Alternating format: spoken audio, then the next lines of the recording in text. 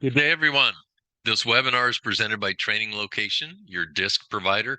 My name is Bill Harshman, and I'm the president of Training Location, and I'll be hosting your session today. Excuse me. We are an authorized DiSC distributor for Wiley Publishing, as well as a channel partner with the Ken Blanchard companies. Thanks for your interest and for visiting our website. Excuse me. Our topic today is interaction between DiSC styles, specifically the I for influence and the C for conscientious. This session is one in an ongoing series discussing interaction between and among the four DiSC styles, which include dominant, influence, steady, and conscientious. Now, before we get started, let's review the cornerstone principles of DiSC. All DiSC styles are equally valuable. Everyone is a unique blend of all four styles, and your unique style is also influenced by other factors such as life experiences, education, and maturity. So let's take a look at what I call our pace and priority model. It's what I've always used as the essential tool for preliminary diagnosis, discussion, and understanding DiSC styles and their relationship to each other. Now, the vertical axis represents pace, and then we see the descriptors at the top and at the bottom of that pace continuum. The horizontal axis represents priority, and we see those descriptors at the left and the right of that priority continuum. Now, as we look at this simple grid, we can begin to make the unique pace and priority pairings into each quadrant as follows. An active pace with a task priority describes a D or dominant style. An active pace with a people priority describes an I or influence style. A moderate pace with a people priority also describes an S or a steady style. And the moderate pace with a task priority describes a C or conscientious style. Now, this simple model helps to point out which styles share pace or priority with another style. For example, the D and the I each have a spot somewhere on the top half of that pace continuum. The I and the S each have a spot somewhere on the right half of the priority continuum. The C and the S each have a spot somewhere on the bottom half of the pace continuum. And as you can probably imagine, the C and the D each have a spot somewhere on the left half of the priority continuum. Also, as you can see, there are a couple styles which are dissimilar and don't share pace nor priority. Specifically, these are the D and the S and the I and the C, which we'll be discussing today. This model makes it easier to see how different these styles are. And when interacting, this difference requires what I like to call a stretch or flexing or adapting. For example, there are times when a parent needs to stretch to be more directive and times when they need to stretch to be more supportive to facilitate successful interaction. Same is true with differing or dissimilar styles of DiSC. Now remember, we always consider pace and priority to help us begin to understand a style. As shown previously, the two styles of I and C share neither pace nor priority. The I has a more active, fast-paced, assertive, dynamic, and bold pace with a accepting and warm priority. When we combine the I's unique pace and priority, we see refined descriptors such as enthusiastic, optimistic, high-spirited, lively, and social. And the I style tends to be about focusing on the positive, expressing enthusiasm, taking quick action, and encouraging collaboration. If they had a motto, it would be, let's have fun. Now, the C has a more deliberate, reserved, moderate, modest, careful pace with a questioning and skeptical priority. When we combine the C's pace and priority, we can see their refined descriptors such as precise, analytical, systematic, reserved, quiet. The C style is about ensuring accuracy, maintaining stability, challenging assumptions, and if they had a motto, it would be do it right. Now, I want to pause here and dive a little deeper and broader into what defines a style. In the past, we defined our style in terms of where it fell into the 4-quadrant disc circle as pictured in the upper right-hand corner of our slide. While that's still true, we know now there is much more to a style identification, thanks to computer adaptive testing, and that there are at least two aspects by which styles may differ. Now, in order to properly explain this, I want to introduce the Everything Disc model, which is on your screen from Wiley Publishing. Research has shown us that there are more like 12 styles, as you can see, within our 4-quadrant structure with which most of you are familiar. You can easily see that when a primary style sits closer to a neighboring style, it tends to take on some of that neighboring style's characteristic. For example, note the ID and the IS styles within the I quadrant. We call those two styles blended. It occurs through adaptive testing, which I mentioned, which is more precise and ensures consistency. The style dot on your DiSC report is unique to you and is in a very specific position. Okay, enough technology. Let's go back to understanding you. As an example, let's look at how two eyes can differ. They can differ through inclination, and that is the degree of a style, and it shows how more or less naturally inclined a person is to encompass the characteristics of their disc style. And the second aspect is proximity, and that is quite simply the placement to a neighboring style. First is inclination. So let's use the I style quadrant as our example to explain this. A dot on the outside of a circle indicates a strong, and I'm going to use that term again, natural inclination, which means you have a strong primary style of I.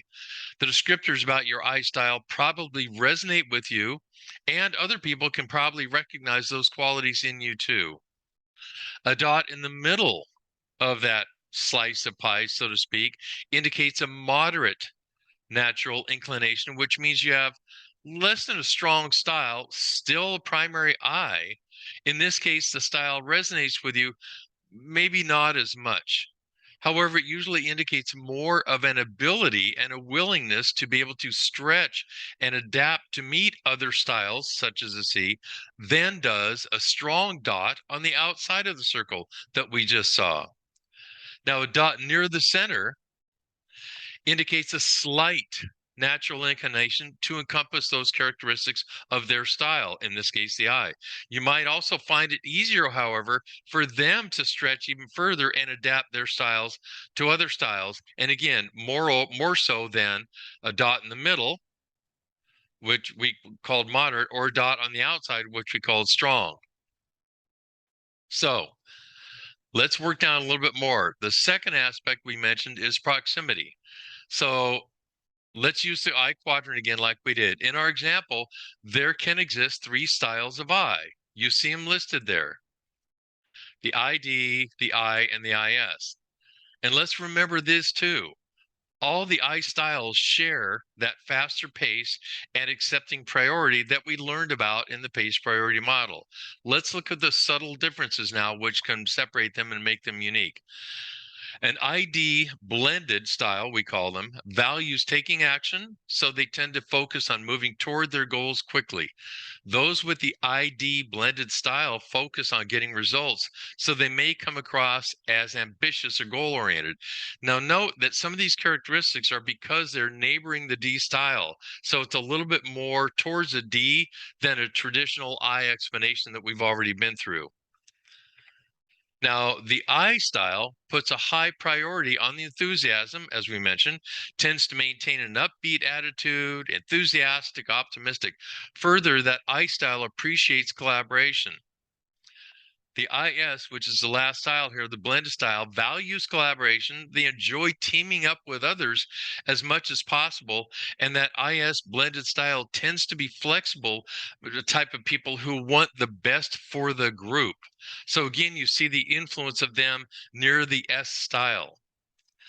Let me remind you of the cornerstone principles here. Your unique style is also influenced by other factors such as life experiences, education, and maturity. It helps to further explain how two eyes can be similar but different enough to require some degree of stretch or flexing just to deal with each other's style. I understand this is new information. I just wanted to get you to see this to understand the clarity that can be brought about through this model of the disc. It's called the Everything Disc. I'll be happy to talk with you more about it. You can send me a question at info@training location at the end of our Zoom together. Excuse me. So I felt that little sidebar was necessary before we continue.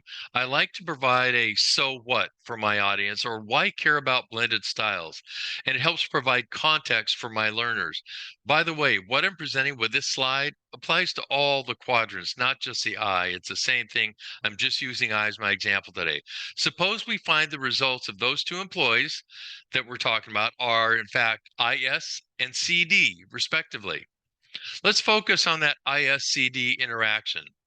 This IS style has a strong inclination, as you can see, toward the outside of our circle while having a clearly close proximity to the S quadrant. Again, we're not referencing pace and priority model. This is just about the everything disc aspect. In a similar fashion, the CD on the other side has a slight inclination because it's toward the center of our circle while having a clearly close proximity to the D quadrant. Now let's also see what that pace and priority model looks like overlaid on our everything disc model. It helps to reinforce what we're learning. Our CD is not really that far out on its priority continuum, as well as not really that far down on its pace continuum. This CD is really fairly centered on the overall model, which, as we learned, might make it easier for them to be able to stretch and deal with other styles, specifically in the I quadrant. However, the IS is extremely far out on its priority continuum, and excuse me, similar to the CD, it's not really that far up on its pace continuum. In fact, both of these blended styles are fairly close as far as pace is concerned, while neither is being at the end of its respective pace continuum. All right, let's move on. Here's our model again to help remind you of where the I and the C styles fit into our grid. Today we discussed two individuals from different quadrants. They don't share priority. However, they aren't that far when it comes to pace, even though they don't share a pace. My caution here is that lumping individuals into a style box can really overlook what's behind that style and what's inside the person. I encourage you to share this webinar with your personal and professional connections. And I know that my customers and clients are using these webinars as learning aids and boosters to help grow the DiSC culture within their organization. All right, time for some DiSC humor. You've been paying too close of attention here. So the eye jumps in the car, gets behind the steering wheel and says, "Hi there, how are you? I'm looking forward to our adventure. We'll have a chance to chat and get to know each other. And I so want to hear about your cats. Oh, wait, I forgot my keys." The C gets in the car and says, without a greeting, "I brought the map, a hard copy and digital. Do you have a full tank? If you tell me what kind of miles per gallon you get, I can calculate our range and where we'll need to stop for gas. Based on my calculations, we should arrive in about 3 hours and 17 minutes. The eye thinks quietly, "I can't wait to stop for lunch. Oh, I should have checked the map and the gas before we started. No problem. This will be fun." Now, as an I or a C style, I hope this humorous scenario provides more insight into your style and develops a broader understanding as to what makes for a successful interaction. I hope this has been helpful and it helps you address the challenges faced by you and your organization, whether your needs are employee engagement, conflict management, team building, or just simply communication. DiSC is a research-based, proven leading training solution.